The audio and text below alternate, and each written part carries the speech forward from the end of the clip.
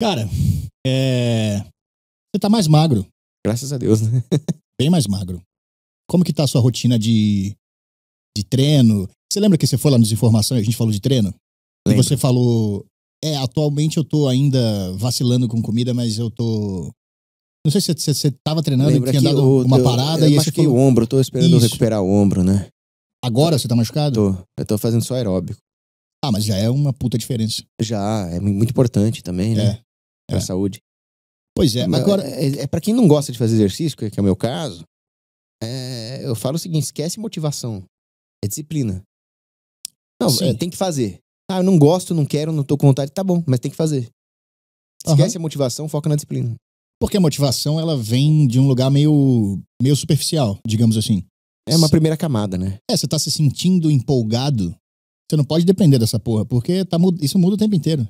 Se eu fosse fazer exercício quando eu tô motivado, eu nunca mais faria. Porra, se eu viesse fazer podcast quando eu tô motivado, eu ia ter feito 5 na vida. Exatamente, tudo é assim. Tudo. Você faz porque é certo, né? É porque é bom. Se eu fosse fazer o Cuidar que eu do tenho seu motivação... corpo é bom em si mesmo, porque Deus te deu e cuidar dele é bom e ponto. É só por isso que você faz. E quanto mais você fizer com disciplina, sem motivação, você acaba até tendo motivação depois, porque você vai tendo virtude. E a virtude... Claro, a cada vez que você faz... Cria hábito, né? Cria hábito. É tipo uma marca mental, né? Um carimbo que vai se acumulando, né? Vai gerando uma sensação. É o hábito, porra. Por isso que você vicia em cigarro também. Você vai fazendo todo dia, uma hora sua mente começa a pedir por aquela porra, né? Segunda natureza. Aristóteles falava nesses termos. Você cria uma segunda natureza. Eu tenho lido bastante, inclusive. Cara, você tava falando de igreja católica. Eu fui em algumas igrejas católicas pra procurar... Sei lá, fui com a minha mulher pra procurar alguma. Teve uma, cara, que cantaram parabéns pro padre no meio da missa. Uma mulher levantou, interrompeu, foi lá num púlpitozinho assim que tinha um microfone. Gente, desculpa interromper aqui, aqui é hoje é aniversário do padre, não sei o que, não sei o que. Aí a igreja inteira. Que absurdo. Ele em cima do altar ali, né, porra, sagrado, e cantaram um parabéns pro padre. Não pode E, uma coisa... e o padre deu um esporro. Ele Boa. falou assim, vocês não tinham que estar cantando parabéns aqui no meio, interrompendo, não sei o que. Só que foi um esporro muito educado. Eu achei que ele tinha que ter dado um esporro mesmo. Tipo, de gritar e xingar todo mundo. Cara, eu não consigo não ser machista. Por que tinha que ser mulher? Levantar no meio da porra da missa, subir lá. Desculpa interromper, gente. É que é aniversário hoje do padre aqui. Vamos cantar um parabéns pra ele.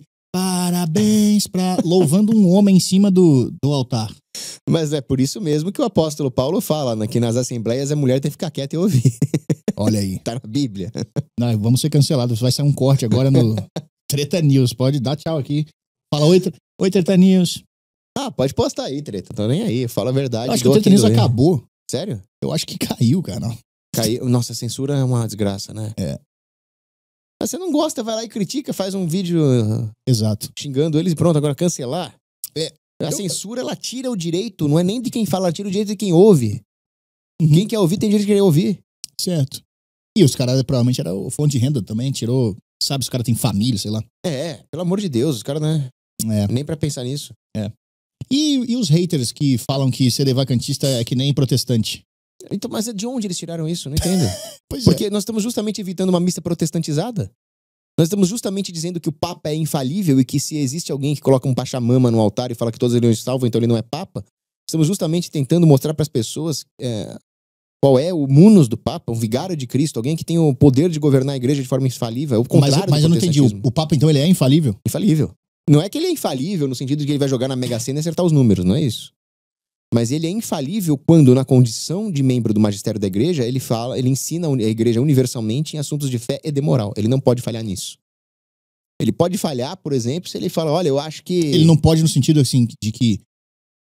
Tipo, igual eu falar com um cara, você não pode errar esse pênalti. No sentido que eu quero muito que ele faça, um jogador de futebol. Ou ele não pode no sentido, ele não é capaz de errar.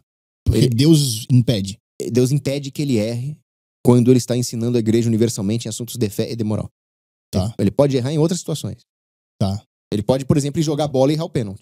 Entendi. Senão ele ia virar um herói da Marvel. Não é nesse sentido. Ele, inclusive, pode ser um pecador safado, bandido. Então, a comparação que eu faço é um professor... Imagina 2 professores numa escola que vão dar aula de biologia. O primeiro dá aula de biologia, ele ensina biologia corretamente, só que ele é corrupto, vende resposta da prova para os alunos, passa a mão na bunda da professora, xinga os alunos, chega bêbado, chega atrasado, xinga o outro colega de preto porque ele é racista, sei lá, imagina isso. Aham. Mas ele é um professor de biologia? Sim. É um filho da puta, um péssimo ser humano, mas é um professor de biologia, certo? Certo. Agora, imagina que chega um outro professor, por mais carismático que ele seja, mas ele ensina biologia errado, ele ensina uma outra coisa, uma pseudociência. Ele não é um professor de biologia. Só que ele chega todo polido, de terno na aula. Então, o Papa, o que ele é? Ele é alguém que ensina a fé verdadeira. Se ele leva prostituta pro Vaticano, aí é outro problema. Ele está lá para ensinar a fé verdadeira, ele está lá para ser um farol, para confirmar os irmãos na fé, como Cristo fez a promessa para Pedro. Mas, por exemplo, se ele tá sendo um filho da puta, levando puta ao cacete, isso não tá poluindo, digamos assim, essa via de comunicação? Tipo, ele recebe, sei lá, uma graça e ele transmite ela. Então esse veículo, que é a alma, a psique, sei lá, por onde ele recebe essa graça, não tá poluída por esses vícios, por essas coisas, e portanto não pode poluir a mensagem? Então existem vários tipos de graça, né? O São Tomás de Aquino fala muito, né? Ele classifica os tipos de graça. O tipo de graça do Papa, para que ele não seja falível, para que ele nunca erre quando ele ensina, não é uma graça que Deus dá para ele pelos méritos dele. É uma graça que Deus dá para a igreja. Foi uma promessa que Cristo fez a Pedro em nome da igreja. Então é para os fiéis terem uma referência na fé, um farol, uma linha guia. Se ele é um pecador mortal, exemplo, corrupto, leva a prostituta para o Vaticano, aí ele perdeu o estado de graça santificante dele. Ele não tem a graça santificante. Mas ele tem aquele dom de Deus da infalibilidade. Isso ele não perde porque ele é Papa. Certo. Cara, falando em hater e em pessoas que ficam debochando, eu vejo muita pessoa debochando de você na internet.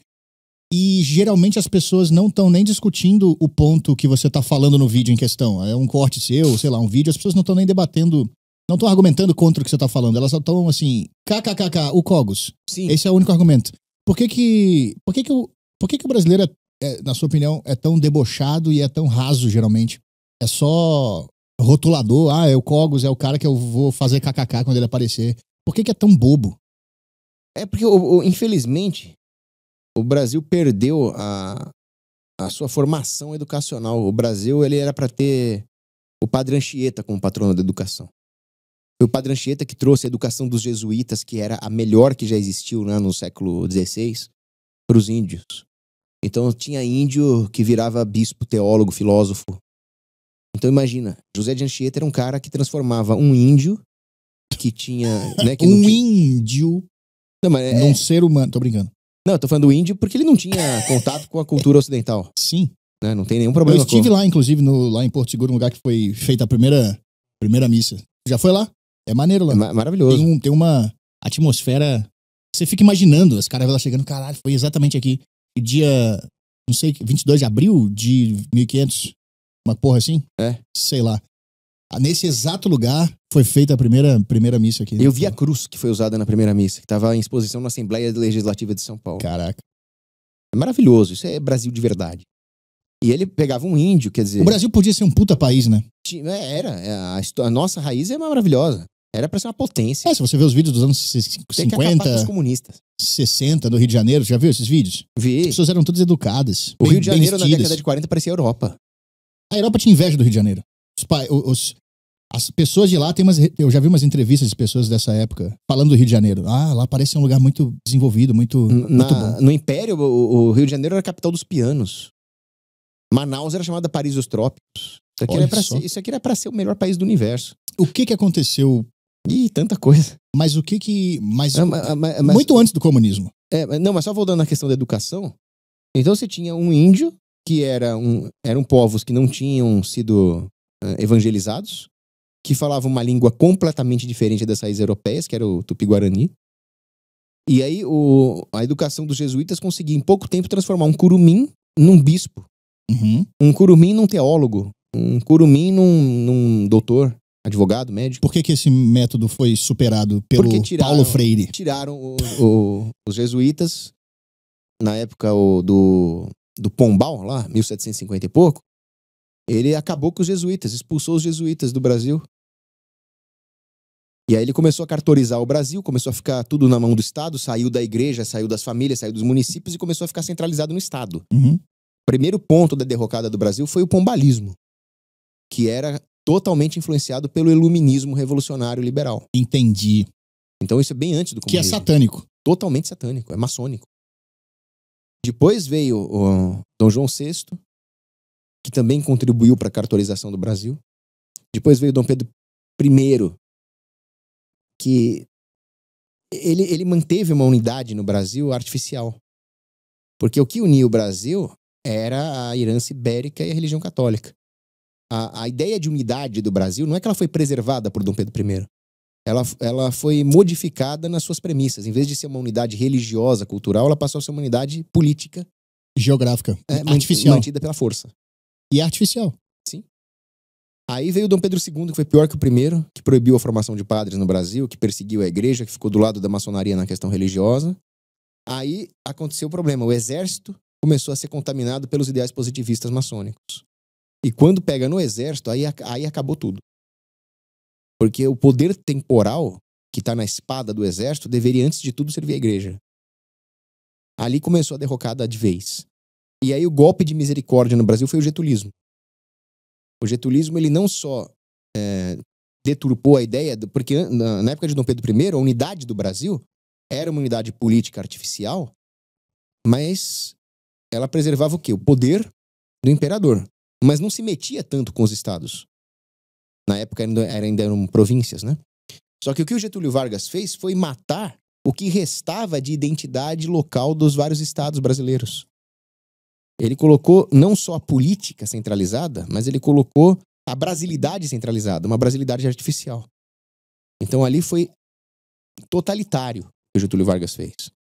De forma que toda a economia, inclusive, passou a depender dos poderes centrais. Na época era o Rio de Janeiro, né? Depois Brasília, o Juscelino Kubitschek. Certo. Os comunistas vieram só no embalo de tudo que foi construído, ou melhor, de tudo que foi destruído pelos revolucionários. Colocando... Foi o último prego do caixão. Uhum. Aí vieram os militares. Então por que você fala tanto em combater o comunismo? Se ele é só um detalhe. É um bom ponto. O ideal é combater o maçonismo. Que são as ideologias anticatólicas, as revoluções. Não tem medo de falar isso, não? Não. Eu tenho um pouco de medo de maçom.